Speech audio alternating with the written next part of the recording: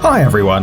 When we're in the cinema or at home watching movies, we usually have to go through the opening with the logo of the film studio first. These logos have a very interesting story behind them, but almost no one has ever thought about how they were made. For example, do you know what mountain the Paramount logo is depicting? How many stars surround it? Why are they there? Or what's with the Walt Disney Castle? Why is the boy fishing on the Dreamworks logo? Are you intrigued already? Then get yourself comfortable while we show you the history of the most famous studio logos. Let's get it on. Dreamworks. One day back in 1994, three brilliant people got together.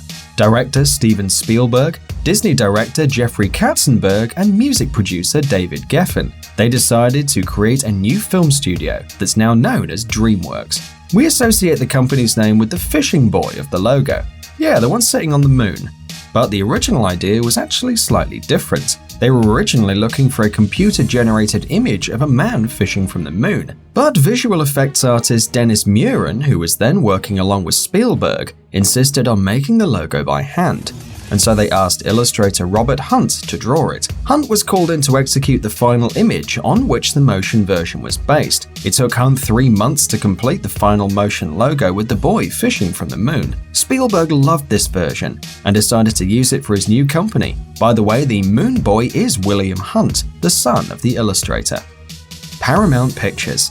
The Paramount Pictures company was created in 1912 by Adolf Zukor, a film investor, and the Frohman brothers, theater magnates at the time. Originally, the studio went by another name, Famous Players Film Company. The famous Paramount Pictures logo shows a majestic mountain peak covered in snow and surrounded by a ring of stars. It was created by the illustrator William Hodgkinson, who based his work on the Ben Lomond Mountain in Utah, where he spent his childhood. The original logo had 24 stars, one for every movie star that back then had a contract with the studio. However, nowadays there are only 22, and no one knows why. Eventually the logo changed a bit. Now, as a result of technological development, instead of the original mountain picture, we see a computer-generated image. Columbia Pictures.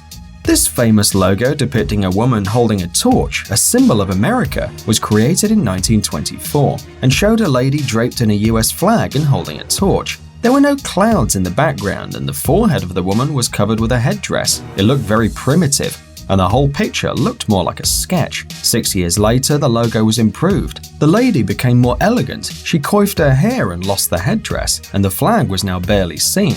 The font was now different, the letters got bigger, and the writing was now behind the girl. But the most important thing was that the empty background was now filled with clouds, and the torch was no longer flickering and blinking, but glowing smoothly instead. In the next few years, the logo was slightly changed, and the word Pictures was added. But the now classic look of the logo was created in 1993, after Columbia Pictures was bought by Sony. The logo was repainted digitally by New Orleans artist Michael Diaz. Michael Diaz hired Jenny Joseph as a model for the logo. Diaz decided that the flame shouldn't be so bright, and that the logo should mainly focus on the girl. Therefore, she was redrawn more elegant and tender than ever before. Finally, in 1996, the animation was changed. First, you could see the torch and then the rest of the picture. Also, during the opening, you can hear a tune written by Jonathan Elias. Metro-Goldwyn-Mayer. In 1924, American lyricist Howard Dietz created a logo for the Goldwyn Pictures depicting Leo the lion roaring. That's how the lion story started. Over the years, at least 7 lions interpreted Leo. The first lion was Slats, but the logo was noiseless, so Slats was there only for decoration. The next one, Jackie, was the first one to roar, although back then the films were silent. The roar was recorded with the special equipment, and in each cinema there was a phonograph placed behind the screen to reproduce the sound during the opening. Then there were 2 others, Telly and Coffee, but we don't know much about them. Then there was Tanner, famous for its perfect mane. And finally, in 1957, the studio shot the logo featuring its most famous lion, the one we all know from our childhood. He is called Leo, and he's the one we still see on the logo. By the way, no lions were harmed on the set, so don't believe any stupid rumors. If someone shows you a picture to prove you otherwise, just know that it is fake. The Walt Disney Company. Just like Warner Brothers, Columbia Pictures, and many other companies, the Walt Disney Company was founded by 2 brothers, Walt and Roy Disney. This was back in 1932.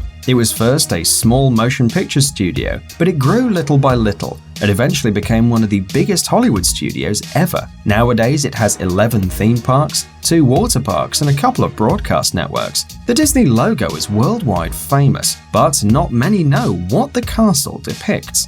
The castle is actually called Neuschwanstein or New Swanstone Castle, and it is a 19th century Romanesque revival palace in southwest Bavaria in Germany. It was the prototype for the logo. Besides, it was the prototype for the Sleeping Beauty themed castle in the Disneyland park in Paris. But the logo looked like this until 2006. It was then replaced by a totally new 3D computer-generated logo created by the Weta Digital Studio and based on another Disneyland fortress, the Cinderella Castle, which used Chateau d'Orsay as a prototype. The new logo was first shown on the premiere of the movie Pirates of the Caribbean: Dead Man's Chest. Thanks for watching. Please like and share the video in social networks, and we'll be right back to you as fast as we can.